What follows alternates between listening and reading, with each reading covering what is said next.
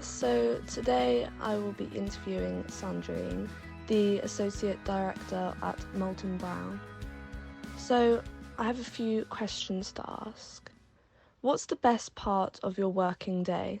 So the best part of my working day is when I finally get my to-do list under control. So yeah, getting on top of work is definitely a highlight for me. If you could change anything about your job, what would it be? It would definitely be to have more me time. I have 6 people reporting into me right now, and I have weekly meetings with them. So I have at least 6 hours of catch ups with my team, each individual. Then I have 2 bosses as well to add to the complexity, which need a lot of attention and catch ups, either one to one catch ups with me or with my colleague in marketing, who's my counterpart in marketing.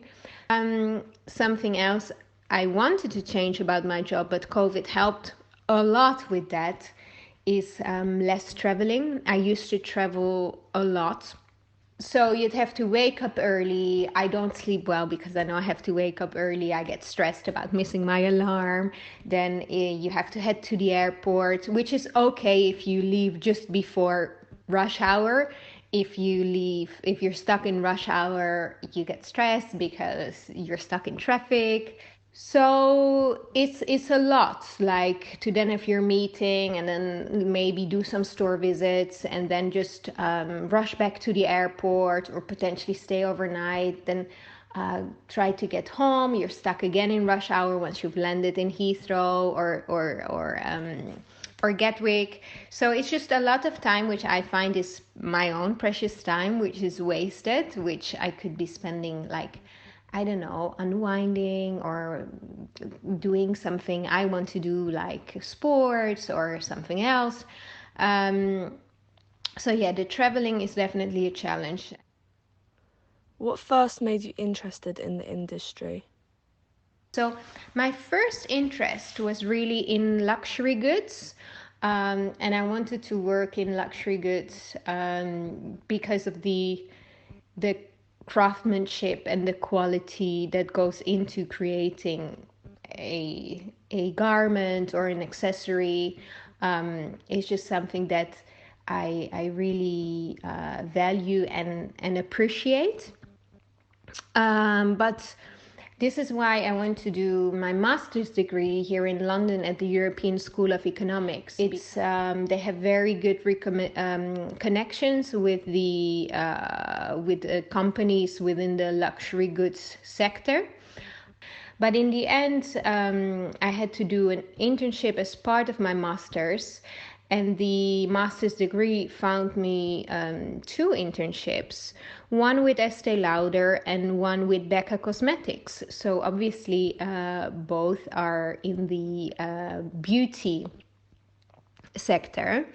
But again, cosmetics has always been something I've been very interested in as well.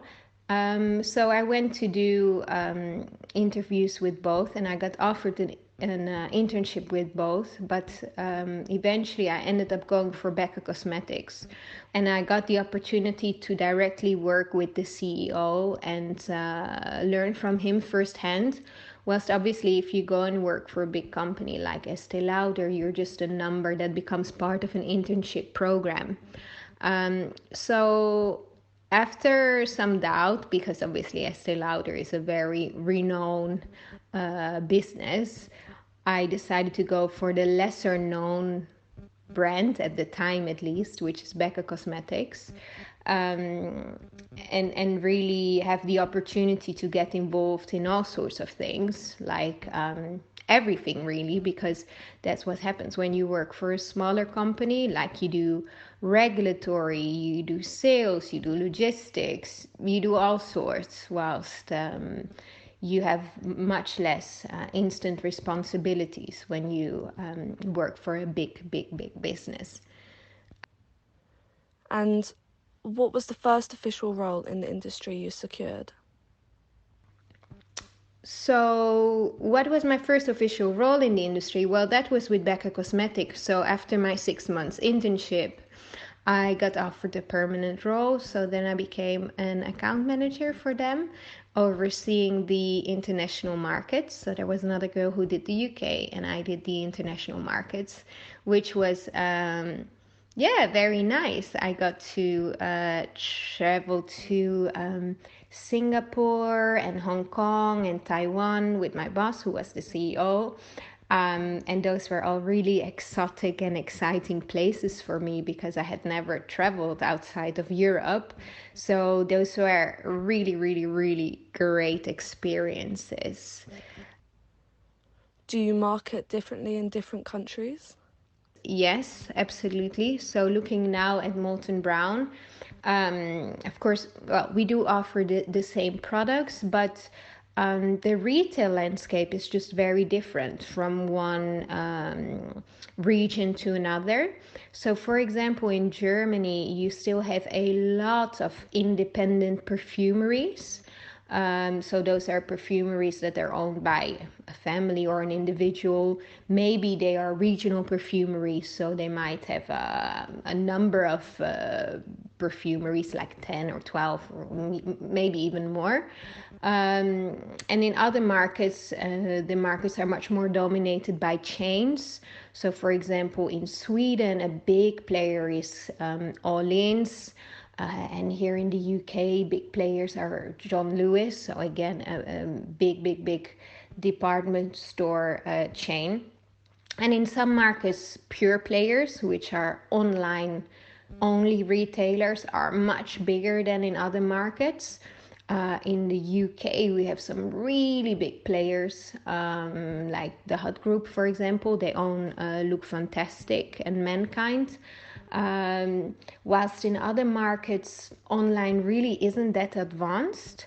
Another market where online is very advanced is in the Nordics, so that's Northern Europe, so Norway, Sweden, Denmark, Finland. So yeah, the different is really like the retail landscape, I would say. What is a typical day like working for the brand? It's hectic and it's full on, and you have ongoing.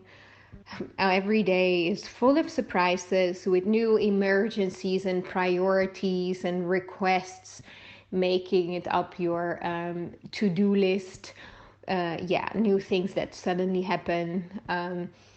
Suddenly you're being asked to deliver more cash this month because we're short versus target as a business. So can you find a couple of 100,000 more to make up for the shortfall?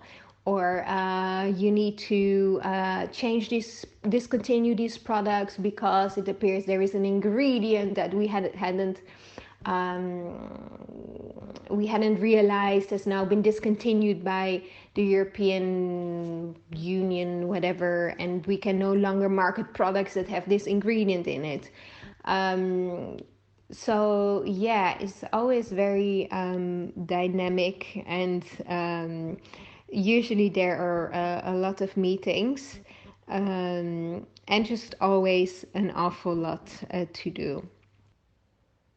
And if you were to be 18 again, what advice would you give yourself? So I would say really take your time to identify a study that you really enjoy and like, and if it doesn't turn out to be as you expected, then don't be afraid to stop, take a break, and identify something that does work. I remember when I was 18 and I graduated from secondary school, I took a gap year, which was the best decision ever. I went abroad, spent most of my time in Spain learning Spanish and working there. But then when I came back, I went to do a studies called European Studies, which is mainly focused with a specialization on international business and marketing.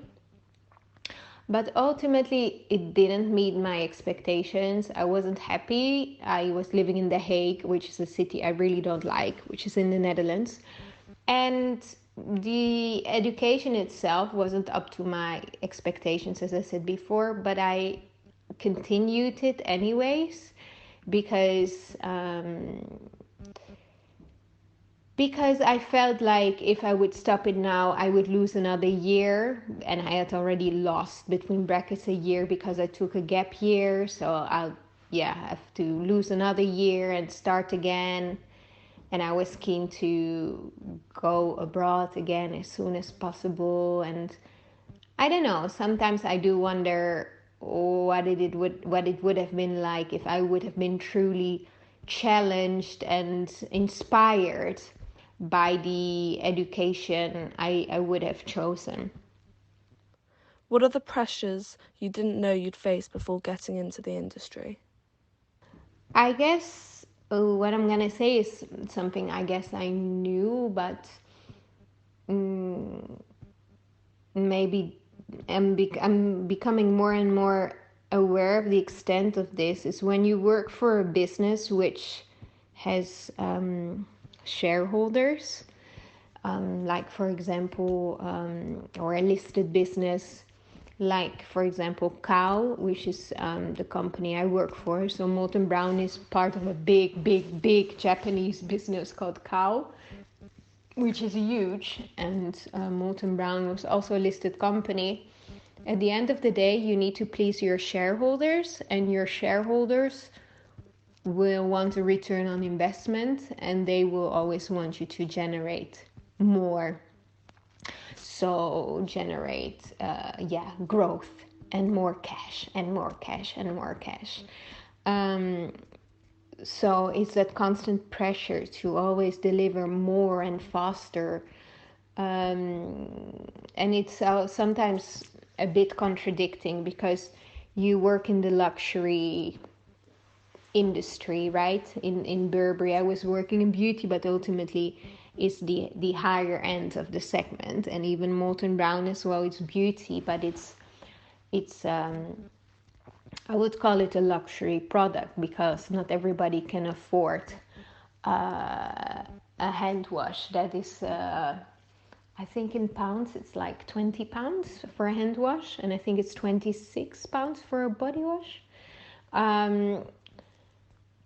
So on the one hand, you're being pushed to always generate more sales, so sell to more retailers, push for more. But on the other hand, you also have to protect the brand positioning, and there is a big contradiction in there, because if you want to be a luxury brand, your execution and your the extent of your distribution, first of all, the extent of your distribution needs to be fairly limited, because if you're everywhere, you can't be considered luxury. And if you're everywhere, you can also not guarantee a really elevated execution of your brand in terms of like your store design or like your store concept or staffing that you may supply, etc., etc. But if you're more, your distribution is more narrow, you obviously generate less sales. So yeah, it's a big contradiction in the industry, but that ongoing pressure to drive more sales is definitely something that annoys me sometimes. And that's why I think, look, if I'd just be working for my family business, I think I'd like to believe that would all be a lot more reasonable, and I'd like to think that it's okay to drive the same revenue each year if that supplies us with sufficient business profit. I don't think there is a need to always drive more if the baseline is already enough. But when you work in a big business, it's never enough. Thank you so much, Sandrine, for taking time to answer some of my questions.